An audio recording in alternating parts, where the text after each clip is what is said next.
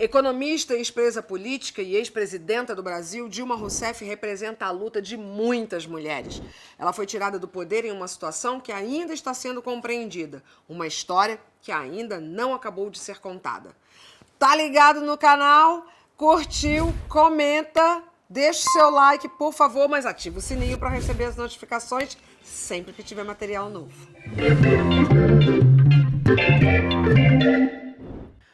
Economista, discreta como boa mineira, ex-ministra e primeira presidenta do Brasil. Dilma Rousseff é mulher atenta às questões do seu tempo e sempre lutou pela liberdade e direitos sociais na nossa sociedade tão desigual. Serena e corajosa. Dilma Vana Rousseff nasceu em dezembro de 1947 em Belo Horizonte, Minas Gerais. Ela é filha do engenheiro Pedro Rousseff, imigrante búlgaro, e da professora Dilma Jane da Silva, nascida no Rio de Janeiro, e irmã de Igor e Zana. Dilma, a filha do meio, passou a infância e adolescência no bairro de São Pedro, de classe média alta, na região centro-sul da capital. Quando criança, sonhava ser bailarina. Depois mudou de ideia, queria ser bombeiro. Política não fazia parte de suas divagações naquela época. Ela estudou no Colégio Nossa Senhora de Sion, de ensino tradicional, uma escola só para meninas com educação rígida de orientação católica. As freiras impunham disciplina e não admitiam uniforme fora dos padrões. Saia azul marinho cheia de pregas com suspensório tinha que estar sempre na altura do joelho, nunca, jamais acima dele. A camisa branca com babadinhos e botões de madrepérola devia estar sempre impecável, sem os amassos previsíveis. Dilma não era garota de atrair atenções ou fazer bagunça. Era muito inteligente e muito aplicada. Aparecida de Almeida, professora de português e latim, descreve a aluna. Dilma se sentava do lado esquerdo da sala, mais profundo. Tinha letra redondinha, tamanho médio, bem feminina. Era muito dedicada. Nunca precisei chamar a atenção dela. Lembro-me de vê-la andando constantemente pelos jardins do Sion. Havia árvores e pássaros cantando. Ela caminhava sozinha ou, às vezes, com 3 ou 4 colegas. Sandra Borges, amiga de infância, lembra de uma Dilma contida, meio tímida. Mas outra amiga, Márcia Fontes, revela que Dilma não passou assim tão ilesa as travessuras escolares. Ela aprontou algumas, como deixar a professora em sala e sair sem fazer a prova, faltar à missa com muita categoria sem que fosse descoberta pelas freiras. A casa de Dilma era o ponto de encontro para as brincadeiras do grupo do colégio. Um lugar espaçoso, com liberdade até para mudar os móveis de lugar. Dilma, nessa época, era chamada por alguns de Dilminha, para diferenciar da mãe, com o mesmo nome. No colégio, depois de cumprir os compromissos religiosos, ela gostava de jogar queimada e vôlei na hora do recreio. Andava de bicicleta pelas ruas e frequentava o clube campestre, onde só na beira da piscina era permitido ficar de maiô. Fora daquele espaço, só com roupão ou saída de banho. Os maiôs eram discretos, alças largas, um decote redondo, um pouco maior nas costas e cavas pouquíssimo ousadas. O pai de Dilminha, seu Pedro, costumava levar e buscar o grupo de amigas. Um dos presentes inesquecíveis da adolescência foi uma coleção de livros do escritor baiano Jorge Amado, uma iniciativa do pai que provocou um pouco de inveja nas amigas do Colégio Sion. As obras do escritor baiano, ex-militante comunista, não eram bem vistas pelos setores mais conservadores da sociedade. Dilma cursava o penúltimo ano do então curso ginasial, no início da década de 1960, quando o Colégio Sion foi vendido e mudou de administração. O grupo, que estava junto há muitos anos, se dispersou. Dilma foi para o Colégio Estadual Central de Belo Horizonte fazer o clássico, curso indicado para quem queria seguir a carreira na área de ciências humanas. O novo colégio era conhecido como um reduto da militância estudantil e é nesse lugar que Dilma desperta para a vida política. O ano era 1964, a data do golpe civil e militar que deu início a uma ditadura que durou 21 anos. Dilma se aproxima do grupo de esquerda, a Organização Revolucionária Marxista, Política Operária, o BOLOP, ainda saindo da adolescência. Na militância, ela encontrou o primeiro amor, o também mineiro, Cláudio Galeno. Juntos, eles integram o Comando da Libertação Nacional, Colina. Dilma participa de atividades do grupo sem tomar parte em ações militares. Em 1967, Dilma ingressa no curso de Economia da Universidade Federal de Minas Gerais e casa em uma cerimônia civil com Cláudio Galeno. Os dois vão morar em um amplo apartamento no centro de Belo Horizonte, lugar de encontros com os companheiros de luta. 2 anos depois, devido à forte perseguição policial, eles têm que procurar outro lugar para morar.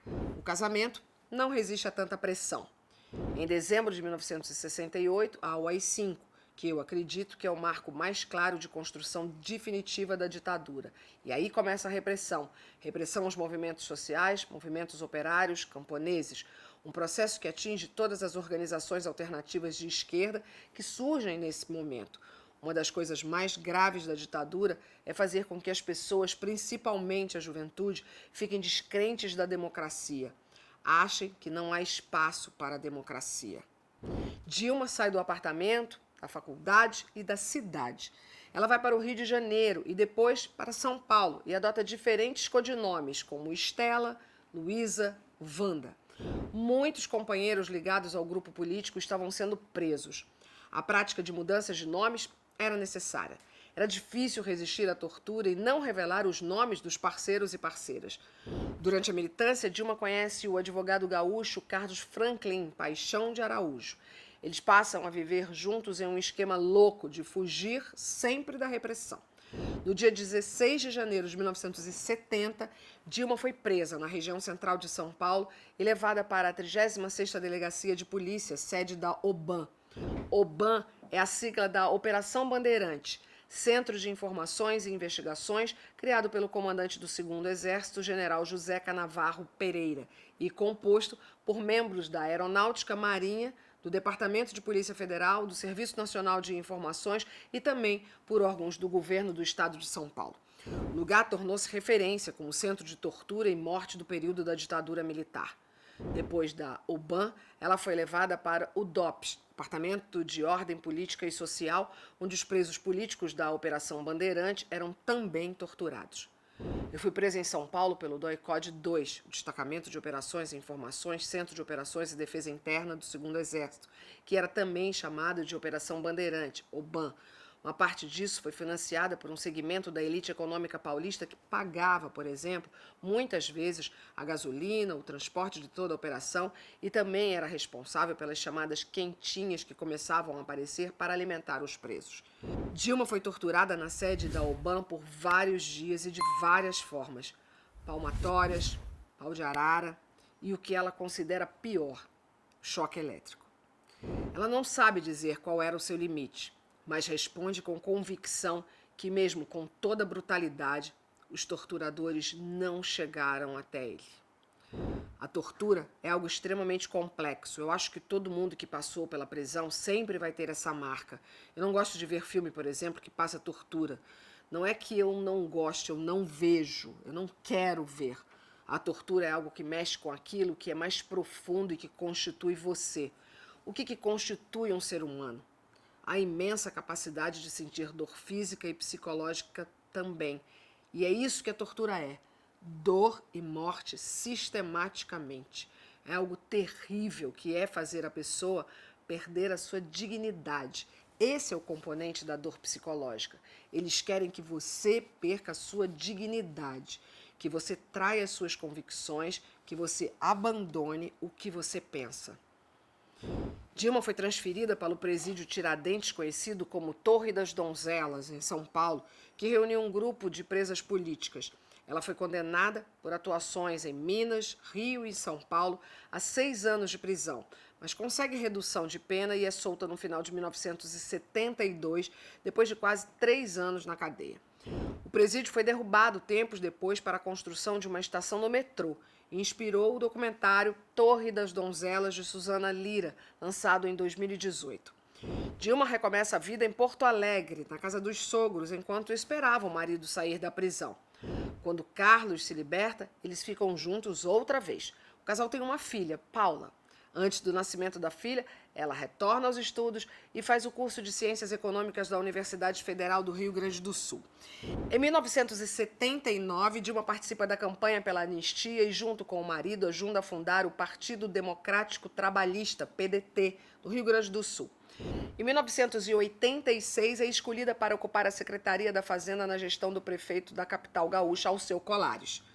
Dilma participa como diretora-geral da Câmara Municipal de Porto Alegre da campanha de Leonel Brizola ao Palácio do Planalto, a primeira eleição presidencial direta depois da ditadura militar. No segundo turno, ela vai às ruas defender o candidato Luiz Inácio Lula da Silva, do Partido dos Trabalhadores, o PT. Mas quem vence a eleição é o candidato Fernando Collor de Mello. Em 1993, ela ocupa a Secretaria de Energia, Minas e Comunicação do Rio Grande do Sul, no governo de Alceu Colares. Tempos depois, faz doutorado em Economia na Universidade Estadual de Campinas, a Unicamp, mas não defende a tese. A política não dava tempo. Ela ocupa mais uma vez a Secretaria de Energia, Minas e Comunicação do Rio Grande do Sul, dessa vez no governo de Olívio Dutra, e se filia ao PT.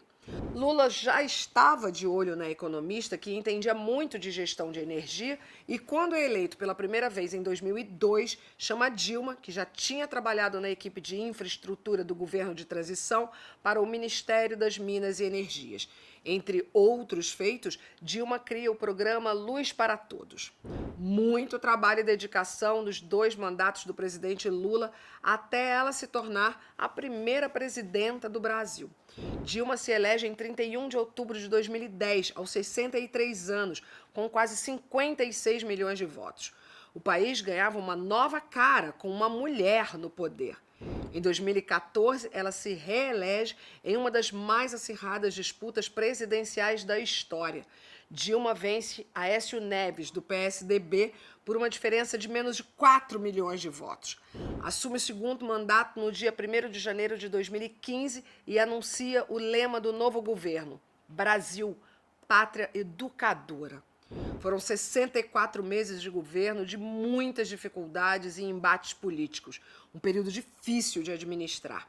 Ela não negociava e o Congresso pressionava em nome de interesses pessoais e políticos. Aos trancos e barrancos, o governo Dilma conseguiu realizar ou ampliar algumas propostas fundamentais para a sociedade brasileira, entre elas o Brasil Sem Miséria, que tirou milhões de pessoas da pobreza extrema. O programa Mais Médicos, que levou a medicina para as cidades do interior do país. O Código Florestal, que tinha como objetivo preservar a vegetação e recuperar parte do que foi desmatado, e muitos outros projetos. Nesse período, surge a Operação Lava Jato, que tinha como objetivo desvendar a corrupção na Petrobras e atinge diretamente o governo do PT. Um projeto nebuloso que ainda está sendo desvendado.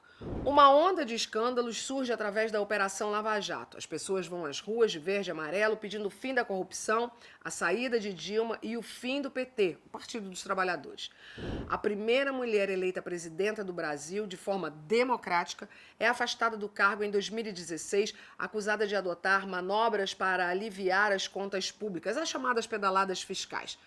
O processo de impeachment foi aprovado com 376 votos favoráveis e 137 contrários. O governo fica por conta de Michel Temer, o vice-presidente. Em agosto de 2016, a resolução número 35 do Senado Federal julgou procedente a denúncia de crime de responsabilidade e impôs à senhora Dilma Vana Rousseff a sanção de perda do cargo de presidente da República, conforme texto do Diário do Senado Federal. Resolução número 35, de 31 de agosto de 2016. Foi mais do que uma injustiça, foi um golpe de Estado. Minha saída foi o primeiro ato de uma peça teatral que não acabou. Após o impeachment, Dilma mudou-se para Porto Alegre. Passou um tempo mais reclusa, mas cumprindo uma agenda de entrevistas em que se posicionava contra o seu afastamento. Dilma diz ter vontade de escrever um romance policial, gênero que adora. Ela continua gostando de andar de bicicleta e guarda em casa uma coleção de livros. Em 2018, se candidatou para o Senado por Minas Gerais, mas não se elegeu. Dilma Vana Rousseff é uma mulher admirável e isso é parte da vida dela. Gostou da história de hoje? Então, por favor, inscreva-se no canal, ativa o sininho, assim você recebe notificações de novos conteúdos e sempre que possível, dá o seu like e deixa os seus comentários. Eles são muito importantes para o crescimento do canal.